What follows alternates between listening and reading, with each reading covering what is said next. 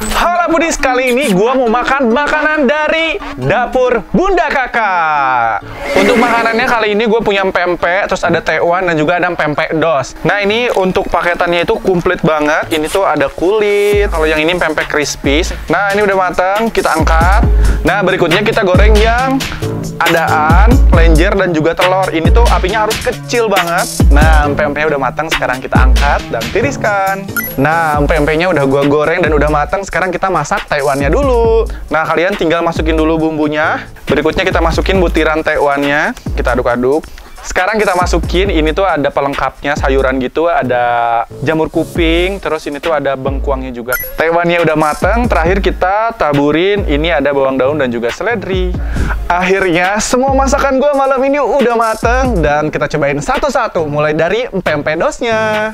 Ini ada pempek dos belah, terus ini ada pempek pistel isi pepaya, dan ada pempek dos isi pepaya.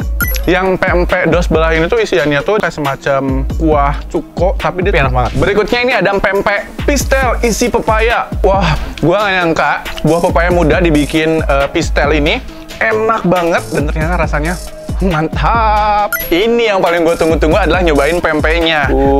Mari makan. Wah, ini tuh gurih banget dan gue suka banget. Dia tuh emang bener-bener ngasih daging ikan tenggirinya itu yang seger. Jadi rasanya tuh beda banget daripada pempek yang lainnya. Secara keseluruhan gue suka banget sama rasa-rasa dari pempek. Apapun jenisnya semuanya enak-enak. Tapi gue favorit dua ini. Ini tuh enak banget yang kulit. Terakhir gue masih punya tewan. Dari aromanya aja udah wangi banget.